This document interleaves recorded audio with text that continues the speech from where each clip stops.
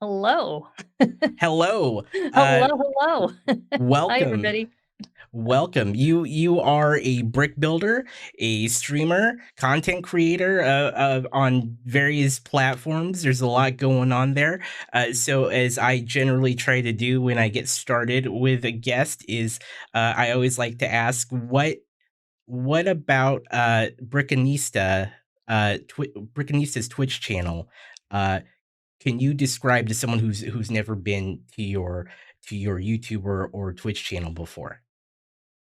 That's a great question because I started on Twitch actually originally, and then I converted over to YouTube. Whereas I notice a lot of the people you've interviewed before me were the opposite, where they started on YouTube and they came over to Twitch.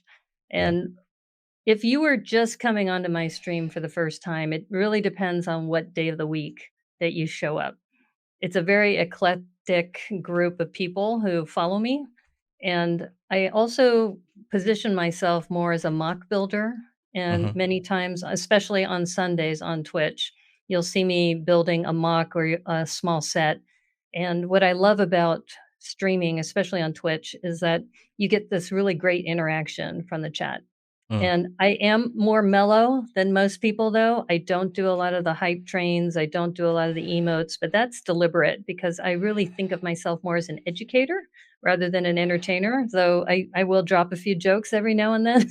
Yeah, And I have been known to cosplay on some of my streams. On the May the Fourth be with you, I decided to dress up like a Jawa. I That saw was that. my choice. Yeah, that was on my YouTube channel. But I stream 4 times a week, 3 times on YouTube, and once on Twitch. So if you're watching on Twitch, you can find me Sundays at 9 o'clock PM Pacific Time, and Brickanista is my handle. You can find me on quite a few platforms that way. Excellent. So we got Lego content mostly focused on an educational spin. Now, when you say, your content's more educational, can you Mhm. explain a bit more about how that works? Sure.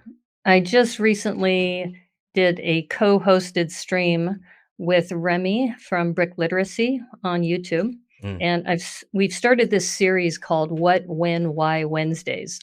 And our last episode was about brick conventions. What Mhm. should you do to plan for a brick convention? What do you do when you're there? How do you get the best use of being at a brick convention? So it's not a traditional type of stream where you might be building something or you might be, creating a new mock.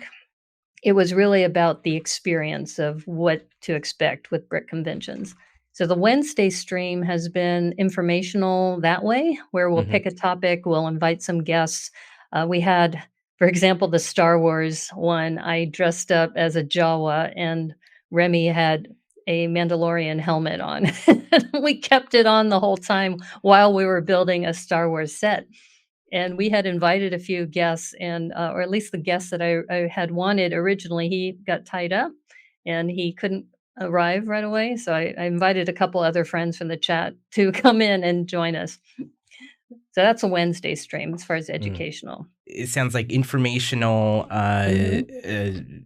content about your last example was about getting ready for a con. And yeah, I mean, so other examples, it sounds like you have a lot of, kind of like, here's what you need to know when it comes to doing this thing in the brick building world. That's a good assessment. Mm. And Thursdays, I do focus on building, and I call it Thrifty Thursday because I only pick sets that are $20 US or less. Yeah. And every week it's a different set. And we recently built an Iron Man mock, or I'm sorry, Iron Man mech set, Yeah. and that was $10. And what I'm trying to do with the channel is to show people you don't have to spend a lot of money to get a lot of enjoyment out of Lego. And then once you build the set, a small set, you can repurpose it. And we've done brick challenges such as Rebrick This, where we'll pick a small set and ask people to post their challenges on Instagram. So Mhm. that's part of the reason why it's called the Brickanisa Broadcast Network, because we're on Twitch, we're on YouTube, and we're on Instagram. And it's just a way of trying to encapsulate that we're not just in one place. When it comes to streaming on both platforms, Twitch and YouTube. How do you split that up? I had I'll be honest with you, I started on Twitch, and the whole concept of raids has a really good benefit of growing your community really fast. Yeah. That helped me to understand also to live vicariously through other people. And I don't have an Animal Crossing platform, but that's how I first started watching Twitch, is I was watching people with Animal Crossing because I would come across people who were having a conversation and talking about Dodo Airlines or something. I have no idea. So I started watching several Animal Crossing streamers, and then they started following me, Mm, and then as I started getting into the brick building community, it really helped knowing that there were some key people who were willing to help. mhm. And one of them is Dr. Kat Builds, who you've interviewed before. Yeah, She really encouraged me with how to frame my content as far as within the Twitch world, and then also understanding a little bit more about the creator dashboard and some other things that I know are pretty straightforward to many Twitch streamers who did that regularly, right. but it was just so new to me. And there were other people too. Crystal Star is another one, and Kim Chris. Yeah. Everybody was just very supportive at the very beginning. The day that I decided to pull the trigger, what I was doing is I was hosting Zoom sessions, and with Zoom, you have the ability to stream to other platforms, and you can stream to Twitch from Zoom. So my very first stream, I had a Zoom session every Monday, and 20 minutes before I was gonna start the Zoom session, I warned everybody. I said, "I'm gonna stream this to Twitch. So if you Oh, have wow. any problems, just let me know. You won't be on camera. It's going to be my cell phone on the side watching me build while I'm talking to my Twitch, or my Zoom, channel." So actually, I should take that back. It wasn't streaming from the Zoom. I had my camera separate, Mhm. and then the next step after that is I actually stream the Zoom call directly into Yeah, Twitch. But it was kind of like, if I don't do it now, when is the best time? So I right. just said, "Okay, I'm gonna do it on Monday," and I just 20 minutes before the broadcast, I just Yeah, warned everybody. Yeah, and the first broadcast was terrible. It was just 40 minutes of just my hands building whatever I was building that day, yeah, and then I think 40 minutes in, I said, "Oh, do people wanna see my face?"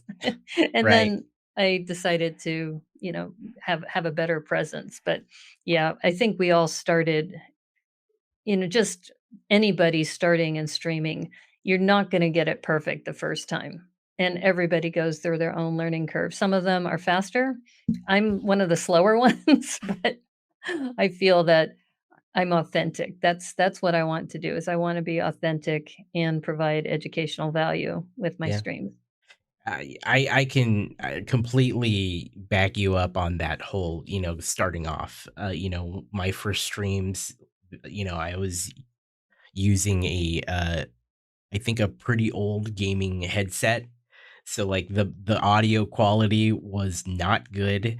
I Mhm, think I had one of those $20, $15 webcams, and so, and I was playing, I mean, my first stream was video gaming, and, so I was playing a game on a somewhat old computer, and so, mhm. the audio wasn't great, my camera wasn't very good, the frames were probably dropping because Yeah, it was an old machine, and so, you know, it definitely is not, uncommon when you get started to have a not so great setup, which, mhm. honestly, when you look at it now, the barrier to entry is so much lower when it Oh, comes to yeah. streaming. I mean, if you have a reasonable, phone, you could do it straight Yeah, from your phone. Uh, Even most like mid to low grade computers can stream just fine nowadays. So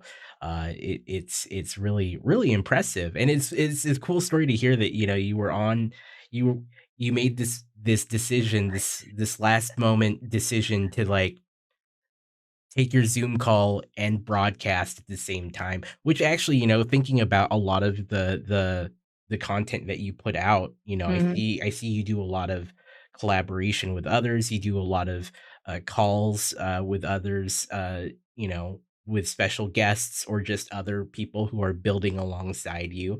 Um, what what kind of drives you to continue to bring guests on, and what, I guess, out of curiosity, uh Mhm. what's the goal when trying to bring all these different people onto your channel? There's a couple different reasons. One of them is that, especially on Twitch, I see a lot of people who stream for 4, 5, 6 hours at a time. Right. I'm usually somewhere, my sweet spot is between an hour and a half to 2 hours, which is also another reason why I tend to hang out on YouTube more than I do on Twitch. Uh-huh. But when I'm streaming, it's nice to have somebody to bounce ideas off of. And I find that when I bring guests on, I learn so much from them and I can share their experience with other people.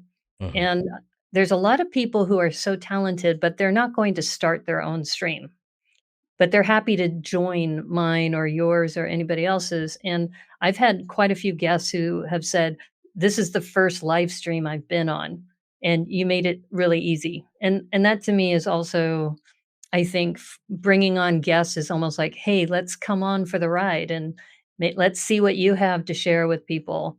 And I fully admit I don't know everything. And if, in fact, it was funny on the Star Wars episode, both Remy and I, our Star Wars knowledge is pretty limited. And then when our Star Wars guest couldn't make it, I was like, "Who else can, like, help bail us out and talk more about Star Wars?" And this Right. was on YouTube. So if it was on Twitch, I'd reach out to Pan Fred or Amish Ace or somebody else like that. Sure. But on YouTube, I had Debo Bricks and Spot the Magic Ninja who came Mm, and joined us for that.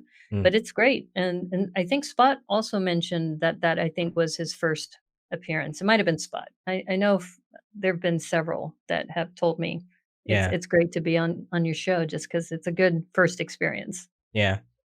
Have you ever thought about bringing some Twitch streamers along with you to your YouTube, Yes, on your absolutely. regular show?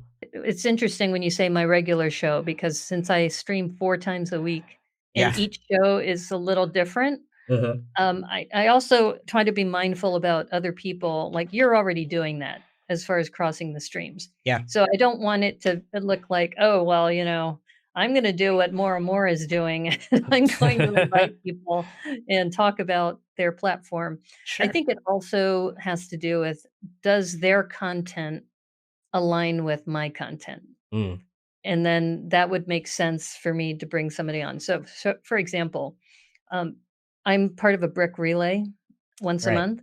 right. So I've had Dr. Cat on my show, and she's a traditional Twitch streamer. Yeah. And Set to Build, Cranky Bricks, and Brick and Nick are all primarily Twitch people, Mm, but I would have them on my show because we all do mock content, and we yeah, also participate in the brick relay. So it would make sense for me to bring them on to YouTube yeah. if there is a reason, because a lot of the people I found, and this is why I'm not an entertainer. I really think of myself as an educator, but somebody who's more of an entertainer, my audience is very different. So I'm not sure if that would mesh well with my audience. So I try to be mindful of the audience too Mm, about what's going to make sense. of But yeah, course. I'm certainly open to bringing on Twitch people if they're interested. So hit me Yeah. up, people. Yeah, no, that's Send me a awesome. note. Send me a whisper. Slide into those DMs. Uh, Yeah.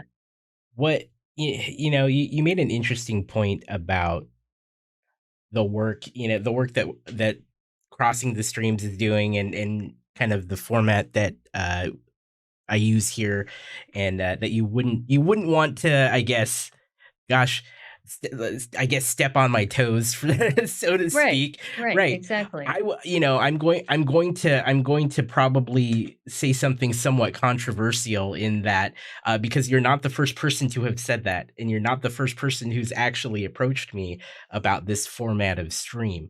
Mhm. Actually, some folks have come to me and said, "Oh, if I wanted to do something similar, would that be okay with you?" Or, is this overstepping some boundaries, or is this a problem? And while I 100% appreciate that, I would love to make the argument that um everyone, no one should feel like they're conflicting with this type of show. I know that, I mean, even just the format of bringing other content creators on for regular weekly podcasts, that is something. Mhm. There are hundreds of those, if not thousands of them already floating around. So Right. this is my disclaimer of anyone, if you feel like this is a thing you want to do, please do it. Because there's also, there's a need. There's a need for this kind of thing. There's a need for both the collaboration and getting other creators out there. But I appreciate the respect of the content. Um Well, I try to be mindful of that, and I'll give you an example. If I started doing a nudo dance on my channel, Right. that would be kinda disrespectful to Pan-Fred if I didn't get his permission ahead of time, I right? agree with that. I do And agree that's with not that. really me, too. I Yeah, mean, yeah. for me to do a noodle dance, I mean, he rocks that. So Sure.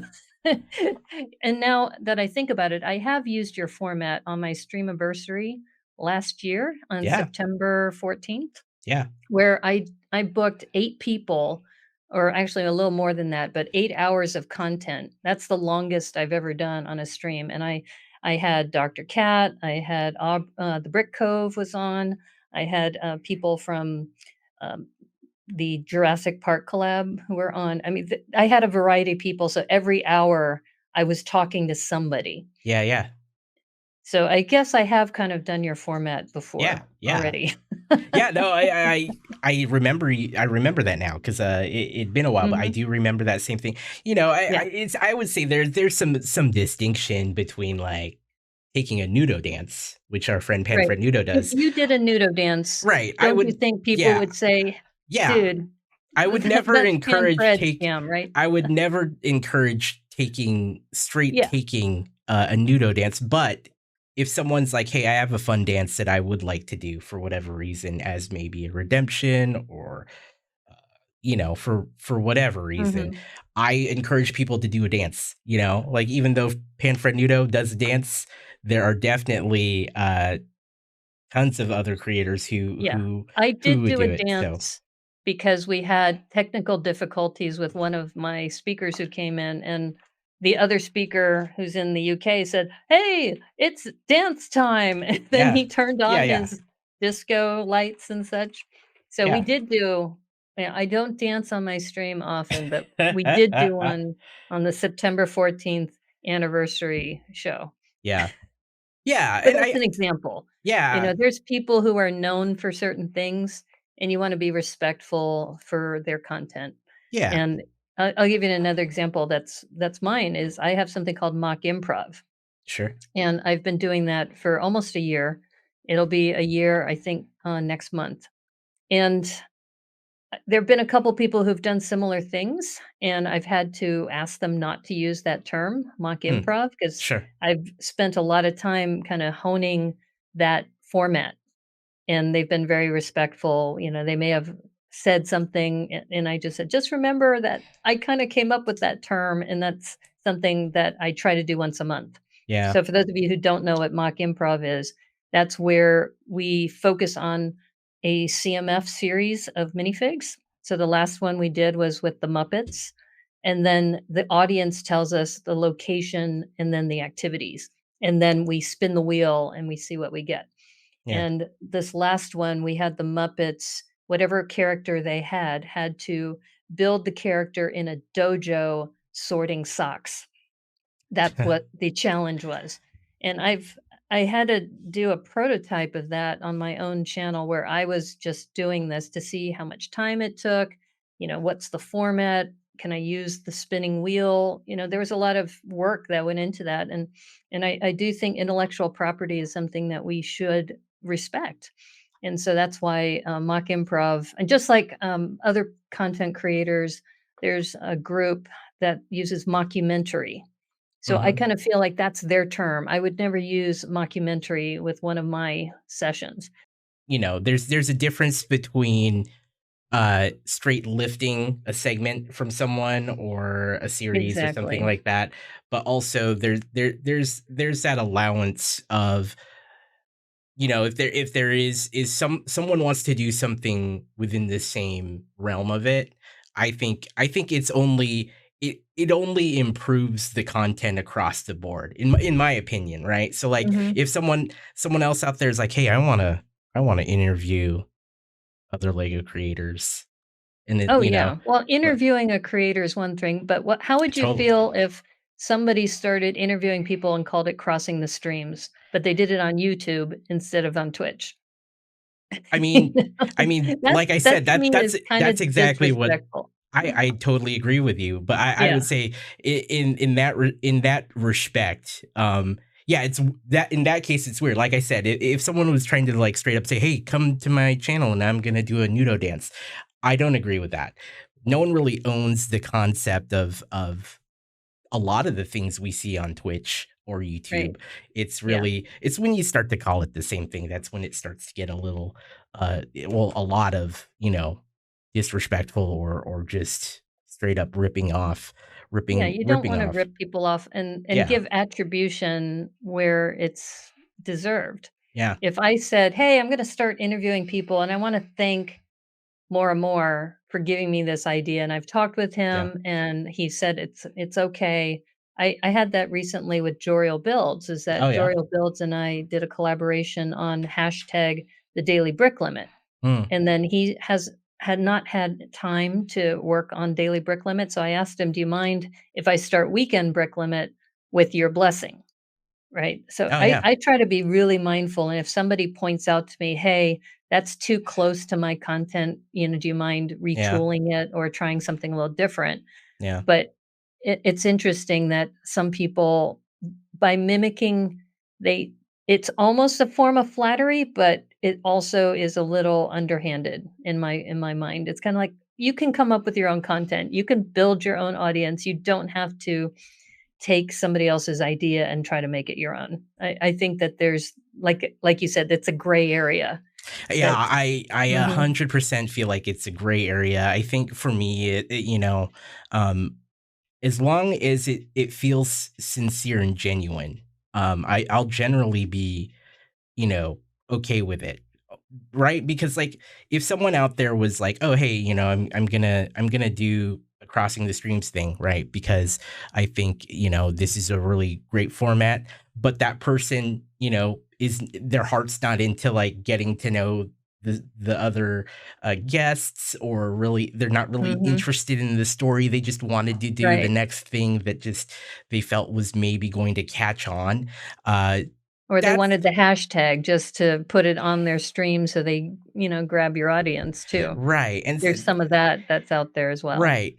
That's when I'm like, and honestly, my feeling is, maybe I'm a bit too trusting in this manner, but I trust that those who are, out there, who, like, those who see this content day in and day out, especially in the brick building community, since it's so small, in my opinion, that if if if there was to be another, person doing a nudo dance or doing crossing the streams, and it felt like they weren't really, like, is into it.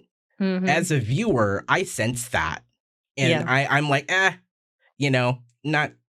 not gonna watch it anymore. I guess right. I trust the community, I trust the viewership to kinda know, like, if they see something that is maybe insincere or not so Right, or genuine. just a ripoff of somebody Sure, else, right? I mean, we sure. kinda know in the community what people focus on and what their, I guess, their sweet spot is with regard to their content, and if somebody just starts using that and then trying to also I've seen this too, where they use somebody's content and they're trying to take the other viewers from another channel.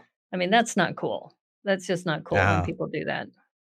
yeah, I mean, I guess I'm far more, accepting of it. Not Well, it's saying that I it's a don't think it. reality, right? Yeah, Because I I've been don't think it's. streaming for a year and 8 months, and I know some of the people who were following me are following other people, Yeah, but I'm also only streaming once a week, right? So sure. I don't really take that personally, but everybody who comes in as a new streamer provides different content and they're Yeah, going to attract different people. I yeah, think what I'm concerned about is whether or not we're saturating the market. I mean, mm, how, you mentioned earlier that this is a small, set of streamers, a yeah, small community, but yeah, maybe our viewership is also small too. yeah, So, if you have so many people streaming because it's the barrier to entry is so low, mm, how do you build your audience? And one thing I love is I do have a small audience, but I have a faithful group and they all say hi to each other when they come yeah, into the chat and they're supporting each other. They laugh at each other's jokes. And I love to see that. I just yeah, love to see that they'll come to the channel. Like I'm just a catalyst, right? They'll come to my YouTube channel, they'll come to my Twitch channel, but they continue the conversation from previous streams. yeah, And that's the great part about streaming in my mind, is just how the community interacts with each other. yeah, definitely. Yeah, there's the definitely the perception of, 'cause I think a lot of content creators struggle with this, where they've been streaming a while, or they're starting to, kind of figure out what they're doing with their channel and their content, and they start to kind of feel like, maybe they're losing viewers, or Plateauing. they're Mhm. plateauing, and I think it's tough. I think that's tough because I've been there many times, in terms of just feeling like, the viewership has declined, or, Mhm. I'm not as, entertaining, or whatever it is, or informative. Right. Because honestly, I think and, to touch on the education, I wanna come back to the education part, but, to finish this thought, uh, you know, I have been in that place where I have actually used to think, "Oh, I'm losing viewers to this other stream, or, like, these other channels," and I think there's some slight truth to that. I think definitely, like, that can't be avoided in terms of, like, if you're online, like, with, say, if let's pretend you're like a shooter who's into, Fortnite, right? You're a streamer who's into Mhm. Fortnite, you stream Fortnite all the time, and, Right. you realize that you're going online the same time as Ninja, right? Who is, like, top Fortnite streamer. Yeah, you're gonna have some trouble get capturing, viewership there. Mhm. But Right. I think what's interesting about the thought, or the concept of, "Oh, I have to compete for my viewers all the time." I think that is, more of on a slider than being 100% binary of just being, Oh, yeah. it's always gonna Absolutely. happen, or it's not. I think it's really, you know, uh, kinda looking at when you're live and maybe planning around that, but the notion that, I, as a Lego streamer who streams, uh, these days out of the week, I actually try not to give thought about whether or not, people are stealing my viewers directly, but more about thinking about how can I stand out in a way Right. that's Right. still, very consumable by, others who are in, who are watching that Mhm. space. But yeah, Well, and I think that to your point about being a sliding scale, right, yeah, of yeah, viewers who are going to follow you for your content versus somebody who might be streaming at the same time. I also feel that there's more to the streaming than just the revenue stream for some people. oh, It's of also course, just yeah, and what motivates me more is that I feel that I provide a different voice and a different point of view yeah, to the community as a woman and as a person of color. Yeah. and that if I stop streaming, because I don't have a big followership and I don't have a lot of subscribers, but if I stop streaming because of that, that's another voice that's lost in the community, and I feel Definitely. like I I stream because I have this, what's the word I'm looking for? It's not a duty per se, but it's like I want to be able to provide another voice, and I've had people who have come on my channel and said, I'm so glad you're still streaming Yeah. because we really like to hear your opinion on things." And even though the measurement of success to some people might be the number of followers you have, the number of subscribers you have, Right. I think there's a bigger question of, are we providing enough diverse opinions and thoughts? Of course. And Yeah. I'm also different because I tend to do mocks, and a lot of streamers don't like to do mocks because you don't know where the channel's going to go. Yeah. But I think it makes me a better mock builder when I have the chat giving me suggestions, and if I make mistakes and I have to take something down and rebuild it, that's actually all good for me. Yeah. Yeah. I'm glad that you made this point because I think this actually butts up right up against the whole I'm worried that people are not going to watch my streams because, for whatever reason there's these other folks Mhm. who are like more people are watching them.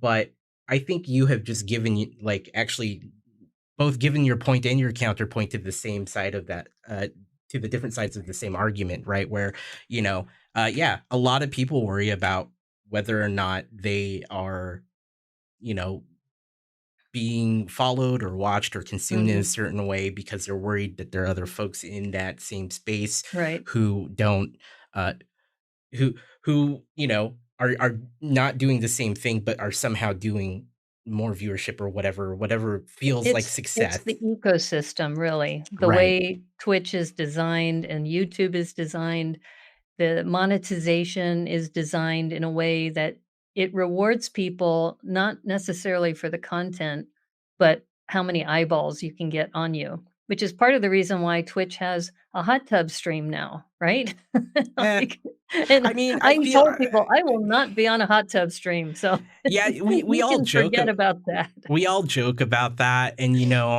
I don't know. I feel like as They're someone making a who lot of money I more and mean, more. yes, but my thought is I don't really care about the people watching those streams anyway. So, Right, and which is like why it's good to have a smaller group of people following you rather than, several thousand or in a chat, because you can't even respond to all those chat posts after a while. right. And some of those streams, I mean, there's an audience for everything. So I don't want it Exactly. to make it sound like Yep. there shouldn't be a hot tub stream. There's clearly an audience for that, but that's Right. not my audience and that's not me as an Right. authentic And that person. and that's why But I don't if I care about wanted it. to get more viewers, should I go on a hot tub stream? But That no, and actually that's my point is because a lot of people like I hear a lot of people who are like, oh man, I should just I mean, they'll jokingly say it, or some will poke fun where they're like, oh man, if I was in a hot tub doing a hot tub stream, then yeah, I'd be able to get all the viewers that I want. And then my honest thought there is uh, you know, great.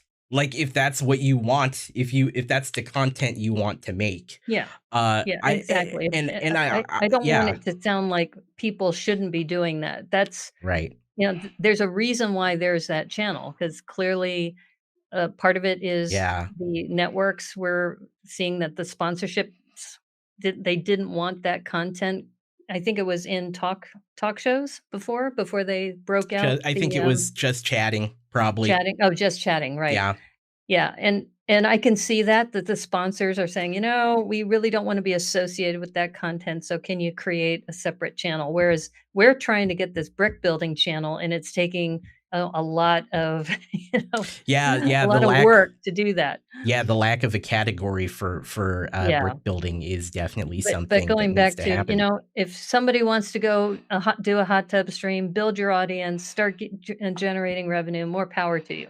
Yeah. But for me as a content builder, it's not authentic to me, and I would look silly in one of those kinds of streams. It's like, "Now Yeah. we're going to build, this." this penguin enclosure, yeah, I mean, who knows? It Yeah. just it I you would see me being uncomfortable, you would see that Yeah. people would catch up on that. You've mentioned that you notice that when somebody's streaming and they're not authentic to themselves, right? Yeah. Yeah, I think I think all I feel is that, I don't even gosh, I don't even think about those other categories.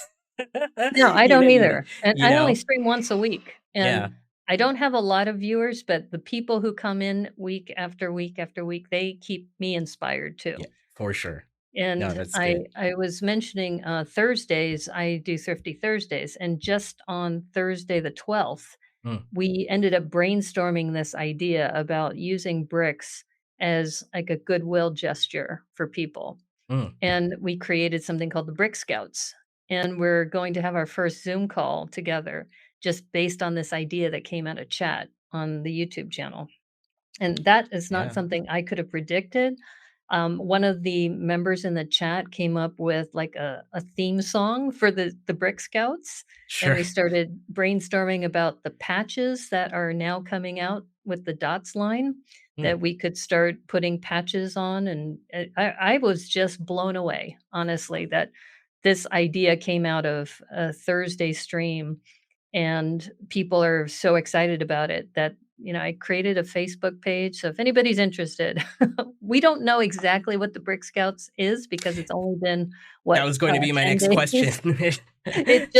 Has just been Okay. incepted, but I just think that's the beauty of this whole realm of streaming is Mm, that you gather these ideas from so many creative people and you never know where it's gonna go. So we'll see in a year where the Brick Scouts are.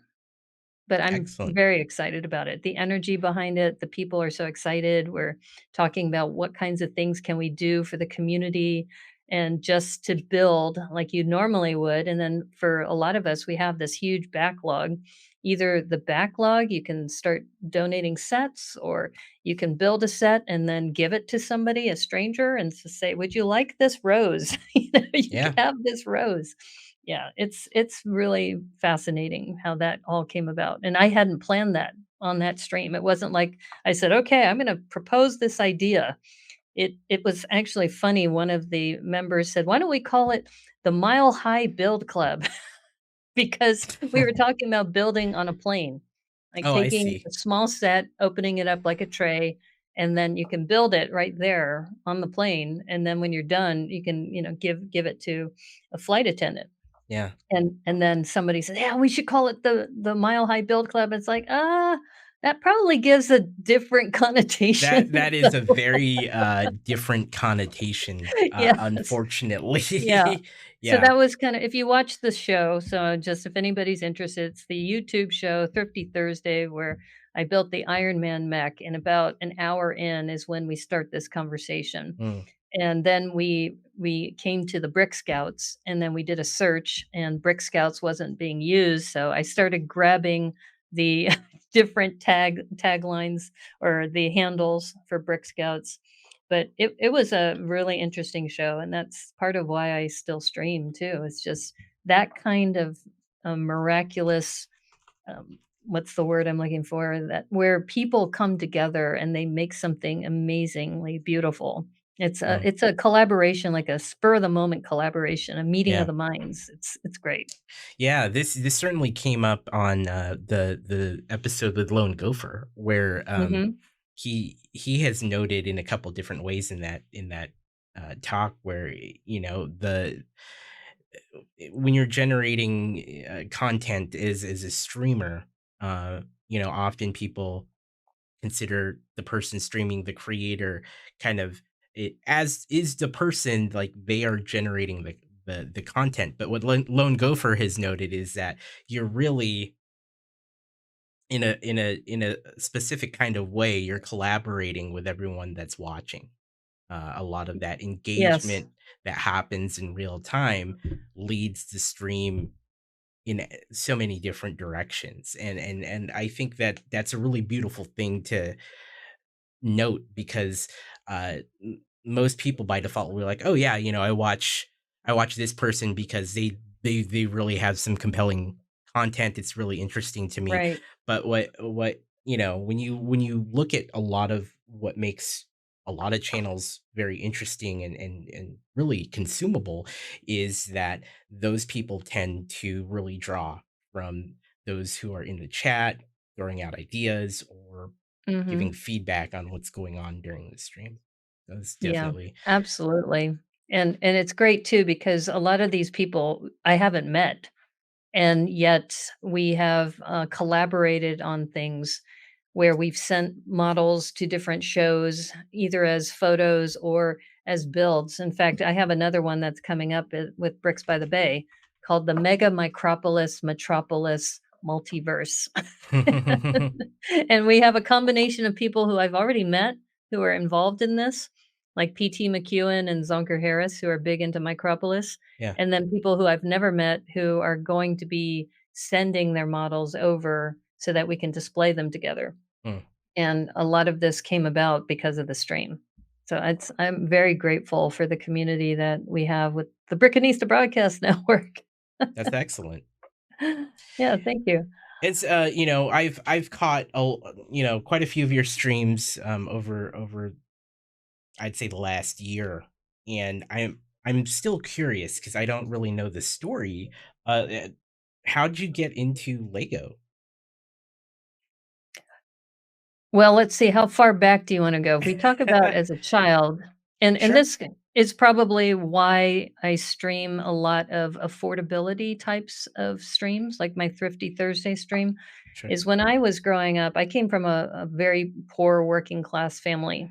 My father was a postal worker, and my mother was a sales clerk at Macy's, and I went to public school pretty much throughout my educational career. Mhm, And when I would do Lego projects as a child, I didn't have my own sets. They would bring a bucket, a tub of Lego and toss it on the floor, usually on a blanket or something, and we would put together our models for the day, and then mhm, you'd have to take it apart and put it back into the bin. yeah, So I never really owned Lego until about 2012 or so, and that's when I was running for an office with a big nonprofit, and mm, I wanted to use Lego as my platform that people can connect with each other if they follow this process with this nonprofit, and then when you can so I use the analogy that all of us are like Lego pieces, mhm, and then when you connect with people and then you connect with communities, you make some amazing work. And that was back in 2012. And then I really got into mock building not until 2018 when I went to my first convention, and that was Brickpalooza, and then Bricks by the Bay, all in the San Francisco Bay Area.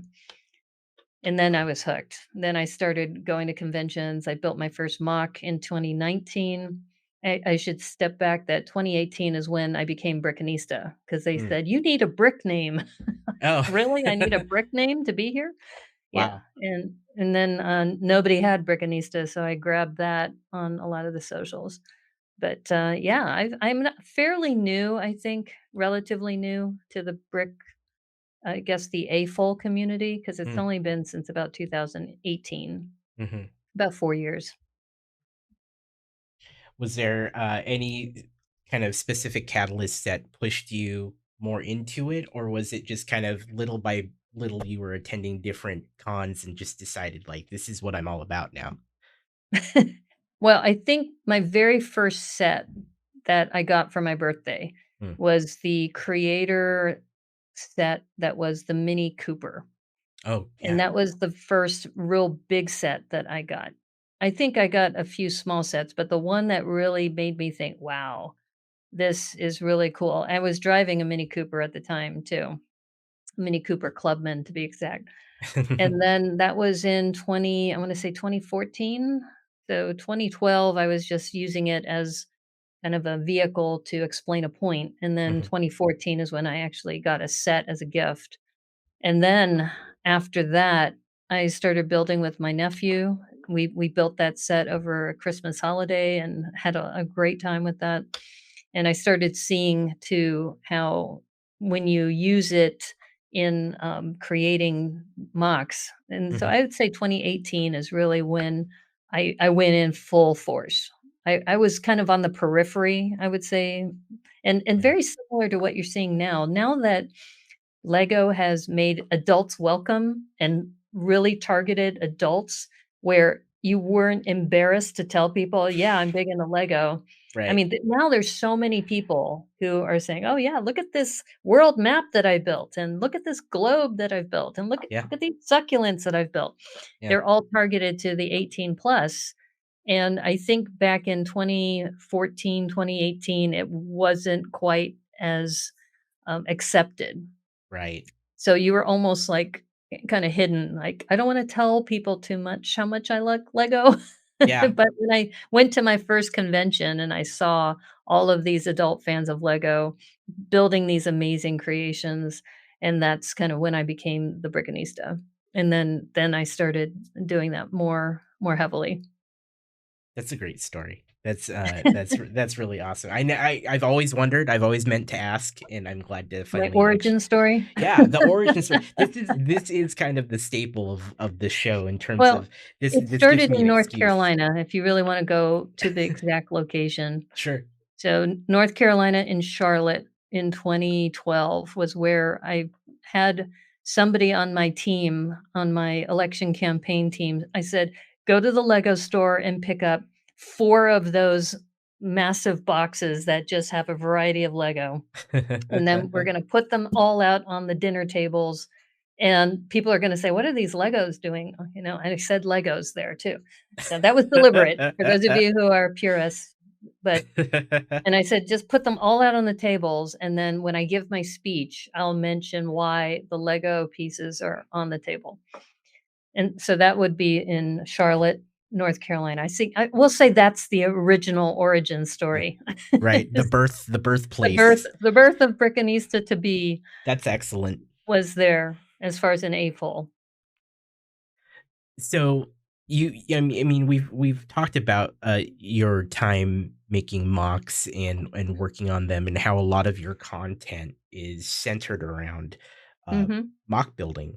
Yeah. Um, what uh, what kind of got you really focused on that? Was there some kind of specific event, or was there just kind of this whole thing where you just decided to start doing mocks a little, bit by bit? That's an interesting question because I think part of it is I could watch other streamers build sets. But Right, I could build the set on my own, so I didn't feel like I had been learning as much as when I would watch a content creator like Set to Build and Brick and Nick who were building mocks because I was learning new techniques from them. right. And it's interesting because I really didn't get to know them that well until last year when we started the Brick Relay. Mm, But when I was looking at how many women are out there building mocks, and there weren't very many.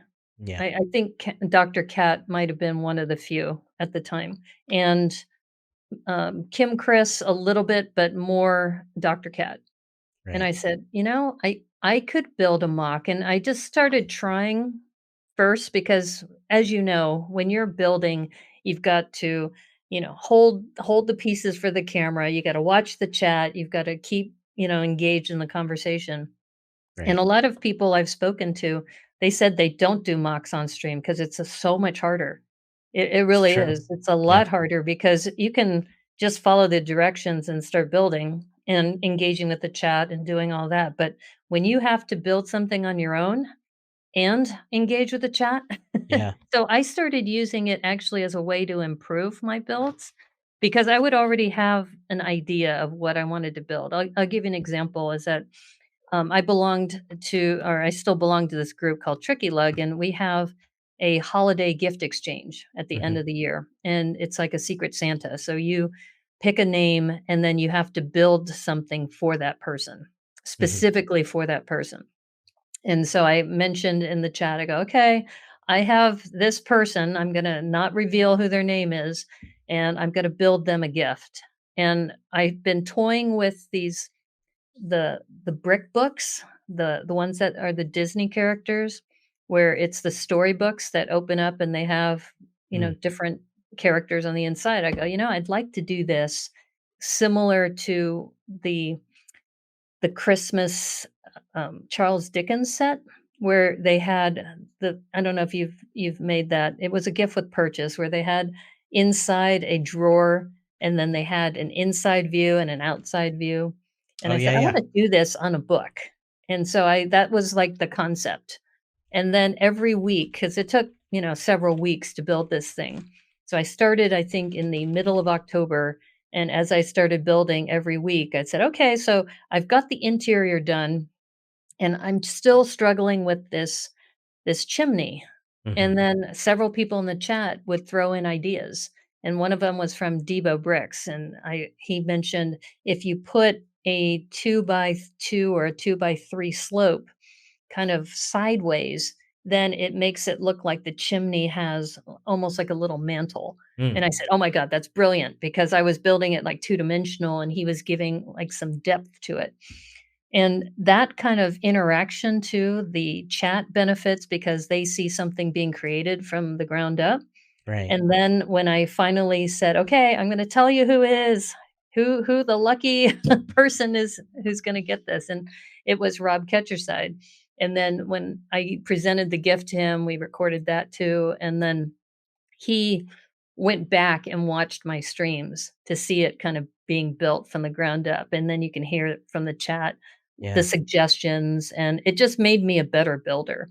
So I right. had the concept of what I wanted to do, but as I was building it, the chat helped me be a better builder, and that's why I love building mocks. I can give you other examples too, but Yeah. I yeah. No, that's The other great. one was a ramen shop, is that that one came out of a mock improv. I was mentioning before about we had to sort socks in a dojo. Mhm. This one, we had to juggle fish in a ramen house. And after that stream was over, I said, I could make this ramen house into a mock. I could actually make it like a modular. Mm, And that was one of my streams or several streams is that we'd say, okay, so we got the ramen house. Here's something we have to do to convert it to mills. This is what we have to do to build up the walls. This is what we have to do to add the second floor.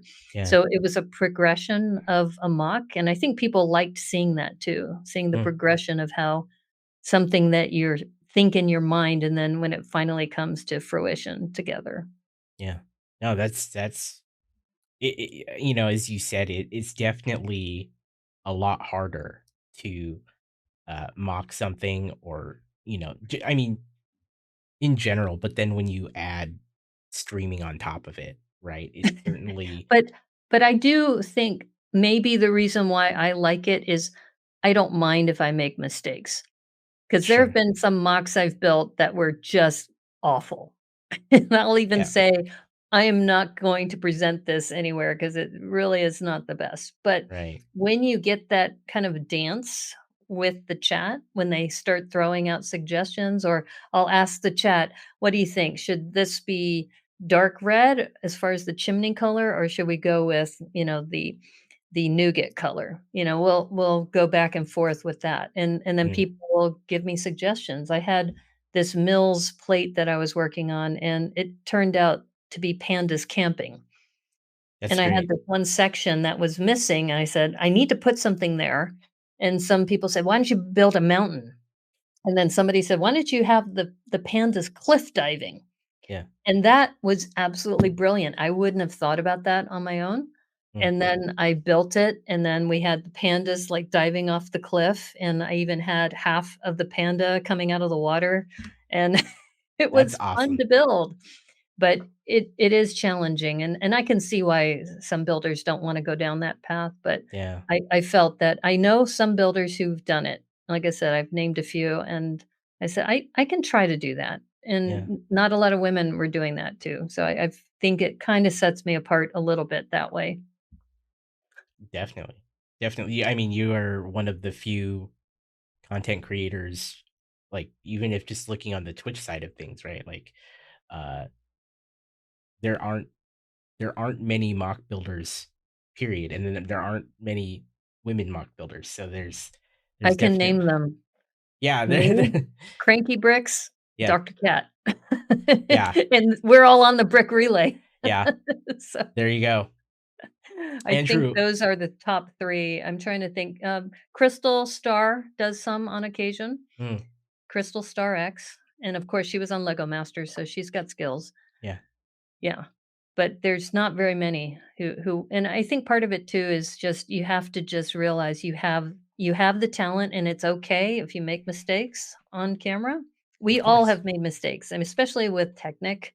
I mean, there have been so many Technic builds where if you miss one step, it ruins the rest of the build, right? Yeah, So yeah, you just have to say, "Okay, well, I'm gonna build this off stream and of fix it." course.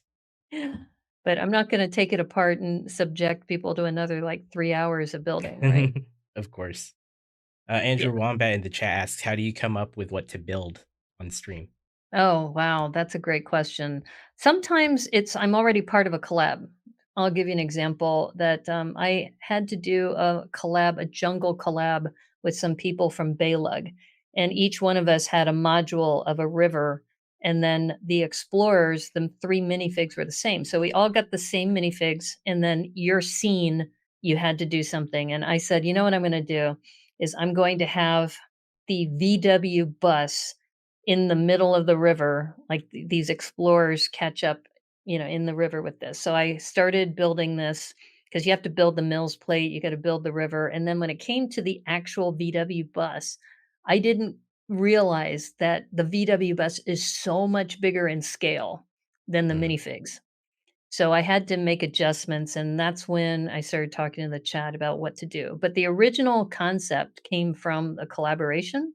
And then I said, okay, for this week, we're going to build a Mills plate with a jungle scene because that was already told I had to do that. And then mhm, the VW bus came in, and then we started going back and forth. Should we use the bus? Should we not use the bus? And that's where the chat was really helpful because they said, just cover it with a bunch of vines, make it look dilapidated, make it sound like, "Oh, wow, the explorers found this giant VW bus." yeah, Is this where Mr. Gold was? And it continues with the story. And that's where I was given permission from the chat. So, like me, I tend to be very detail oriented, and I would have said, "I can't go this route because it's not the same scale." It's not minifig scale. That VW bus is much bigger than a minifig scale. So right, I either have 1 of 2 choices. I either change my direction or I go with a minifig style or scale VW bus and rebuild the bus, right? mhm, And that's when the chat was going, "No, no, this is great. It looks wonderful. Just add a couple of vines." And then I would ask the chat, "Okay, what do you think? Is this, enough vines coming out of this?" And it became a collaboration with the chat on how we could build that. So it really depends. So that's that example. The one with the Rob Ketcherside example was that I had to build a gift for somebody. mm, And then when I saw he likes Santa, he likes Azure, then it's like, okay, let's build a scene of Santa's visit. We have to put some Azure in there. So we built an Azure couch. We had Santa. I even put a play feature in there where you can drop Santa down the chimney. And I got that inspiration from, I think it was, I wanna see the Elf Clubhouse. I think they have a scene where the elves fall out of bed, right? So That's so it's great. kinda like you gotta have Santa fit down the chimney. So we had to widen the top of the chimney. We did some tests about how to put him down the chimney, Mm, and but it all ca the original concept came from a need to come up with something for a gift for somebody who likes Santa and who likes Azure. wow, So, how do you build that? mhm, I mean, really, ideas can come from anywhere. yeah. Now that's great. I think it's really cool that you bring your viewership and the chat into the whole process where Mhm. you invite them to collaborate with you on it. It certainly makes it very accessible because if someone joins someone building a mock and uh you know not to say that, like, I don't even know any mock builders who wouldn't do this, but if you were to have a mock builder that just wasn't asking chat, I That's think it's such a different experience. Definitely. Yeah, I would recommend Brick and Nick. He does it all the time. Oh He'll yeah, ask, "Which character do you want me to build?" And he'll, ask the chat, and then he'll build it. yeah, And same thing with set to build. They're both amazing builders, and yeah, I'm just thankful that I've been I guess because we're all part of the brick relay that we all have our skills in mock building that we bring to the table. yeah, And just to be in the same, I guess, group to be yeah, with them. And for those of you who don't know Set to Build and Brick and Nick, they're probably the longest running streamers in Lego content yep. that are out there. This is They're true. legit. They're totally legit. Yeah, we reference them all the time on this show. So Mhm. every if anyone's heard any episode of this show, we always end up talking about Brick and Nick and Yeah. Set to Build, And about to how they're the answer that OGs. question again, I'm right now, I've been told, excuse me, I've been told I need to build a castle scene, Mm, but I don't build a lot of castles. So I'm actually taking the 3-in-1 castle. I yeah, won't be building it this week, but I'm going to start next week. I'm going to build the 3-in-1 castle just so I can understand kind of the layout of castles, and then I'm going to look at different inspirational photos of castles, and then when it comes time to mock, I will have some of the pieces from the 3-in-1 that I can use and some inspiration from, real life that I see that I like and things that I can adapt to. And great. then I'll build the mock based on that. Mm, that's excellent.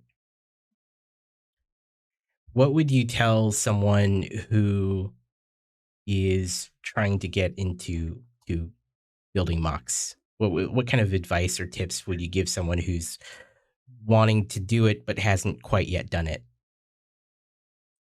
One of the easiest ways to start is to take an existing set and just rebrick it. Because then Mm, you don't have to think about what parts do I have, or I'm missing a part, do I have to order parts? And the set already has a color palette to it. yeah. For example, we had the dolphin and the turtle as a rebrick this challenge, and that has some amazing colors in it. It has azure in it, it's got yellow, it's got some maroon in there. And when that color palette comes together, you can just look at whatever's in the box and just build something from it. Mm, And there's a whole site called Rebrickable that if you build something amazing, then you can just take instructions if you decide to go with Bricklink and Studio, and mhm. then put the studio instructions in and put it onto Rebrickable too. That's probably my advice would be find a set you like, a small set. Don't go too crazy with like a $300 set, but just start with like a $10 set. And that the one I just mentioned, the turtle and the dolphin, Yeah, that's $10.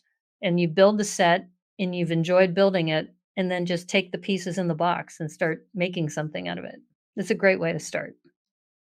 that's some wonderful advice. I think that that is actually that makes it far more accessible for a lot of people. I think a lot of people get overwhelmed when they're like, "Oh, I don't know what to build," you know? Yeah. I think the rebricking is fantastic, Yeah, like taking a set. start with the rebrick, and Yeah, then after the rebrick, then you'll start getting comfortable, and then if there's something, and I recently interviewed Alyssa, 9 Brick City, okay. and we were talking about Frozen, that she started building Frozen landscapes, and the primary reason why she started is she would go to a show and she didn't see something like she had envisioned in her mind, Mm, and that's when she first started mocking. So if there's something you like, if you like Star Wars, you like Batman, if you like Friends, if you like Ninjago, whatever genre you like, I like pirates. I started with a pirate ship that was the Spice Girls as pirates. that's I great. kind of started with mashups. I've Yeah, done a lot of ships. Pandas of Penzance is another one I did where I had a pirate ship full of pandas. And just whatever you're passionate about, look for something that you really want to build. I know a lot of people who like to build cities, and they'll design their own building just based on what they have in their mind. So, yeah, just pick something that you're passionate about and just start. it's awesome. Start. Don't think about it, right? Just do it. Yeah, just Or do it. Pull that's the that's the trigger. Nike phrase, or if you wanna go Star Wars, it's like, do or do not. There is no try. Yeah. Just do it. Just if you see something you wanna try to make, just try making it. If you're not streaming, it's a lot easier Yeah, that's true. Maybe don't stream than it if you if start streaming while you you're doing it. Yeah. Wow, time has flown, by, I and, saw that, yeah. you know, we're getting ready to close up, but, you know, I often ask this to every guest, um, but who would you like to go through this process as well? Like, as a guest on Crossing the Streams, whether it be a Twitch, content creator or a YouTube streamer, who would you like to see on this show in the future? Gosh, I would really love for you to interview Debo Bricks. I Okay. know Debo really well. He's built some amazing cities, and he also is a master of different techniques. He was on my channel when I was working with Dots bracelets, and I was trying to figure out how to use these bracelets in a new way. Mm, And he gave me some advice in the chat, and then I was using some of that advice, and I said, you know what? If I layer this and put a lid on top, that could be a building. So it was that kind of collaboration.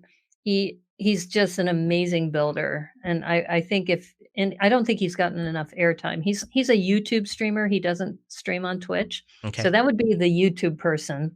Mhm. As far as Twitch, well, I think have you had Brick and Nick, I have not Set to had Bricanic. Build, I have Cranky not. Bricks? I have I know not. you've had Doctor Cat, so Yep, anybody on the Brick Relay, I right. think those are 3 that are excellent that you absolutely need to have Brick and Nick or Set to Build or both. I I mean, you agree. said you've referenced them several times on your stream, Mhm. so if I were to pick right now, I would say if you can get Brick and Nick, he's like I said, he's the one that he will ask people, "What do you want me to build?" And Yeah, I'll build it. You know, yeah. it just like off the cuff. He's a lot of fun, and like I said, both Set to Build and Cranky Bricks are also great too. So They yeah, they are all very talented builders, yeah, actually, and might those are I mock add. builders. And as far as set builders, I think you've already got most of them. But Mm, have you had Crystal Star on your show yet? I have not. Yeah, she's done several sets and mocks, and I'm trying to get her on my show pretty soon on my What, When, Why Wednesday show. Yeah, so Wednesdays and kinda going back to what you were saying, so the 3 times I stream on YouTube, the other show I didn't mention was the Sunday show, and that's when mock improv, I interview builders, I've gone on the road, and my very first Brickanista on the Move episode, I was building in the parking lot because I wanted to just jump on the Wi-Fi, and then a psychic showed up. It was the weirdest thing is That's that a amazing. psychic showed up, and she told me which is really ironic, is that I now am working for a nonprofit called XBot Robotics, and she told me a year ago I was gonna be working with, she said, I think, K through 8 students, but I'm working with K through 12, and she says I'm gonna be talking to deans of universities and some other things, and yeah, it was crazy. That's It was crazy. like, I couldn't have predicted that or expected that. That's great. So we've touched on it quite a bit, but where can people find you if they wanna find your content? I stream more often on YouTube, so youtube.com/Brickanista. Mhm. And then on Twitch, it's twitch.tv/Brickanista, and I only stream Sundays, though, Sunday at 9 o'clock. And I know there's other streamers that stream at that time, but you're always welcome to show up there. And I do have a Discord that you can go to my Instagram account, which is instagram.com/Brickanista, and then my link tree is there in the bio, so you can find the Discord server there. Excellent. All kinds of places you can find Brickanista. Yeah, Um, Brickanista, and it's 1,000, it's actually, let's see, Twitter, I'm also, as, Brickanista there. Excellent. So many different places you can find Brickanista. Uh, Thank you so much for being on the show. It has been just awesome to get to kind of know your story and hear about your thoughts on mocks and the Lego community in general. Um, do you have any parting words for those that are watching and listening? Well, first of all, I wanted to thank you again for inviting me on your show. And I think my closing remarks would be two things. First of all, Lego is for everyone. And just because I do mocks doesn't mean you have to do mocks and other people who do sets. And do what you think speaks to you. And only you can answer that question. But Mm. the Lego community is such a warm and welcoming community that there's always an audience for you. And the second one would be, as my shirt says, "May the clutch be with you." I always close every episode with "May the clutch be with you," and that came about over a year ago. It kinda came out of one of my streams, and then this shirt was actually designed by Boone Langston. He lent his, design skills, so I'm really grateful for that. Well, thank you for that, Brickanista, and Thank may you. the clutch be with you. May the clutch be with you. And as you know, clutch is not only Lego clutch, but clutch is also a term for family. May the Yeah, family be with you. that's a beautiful thing. Thank you. Well, thanks so much. It's great being here.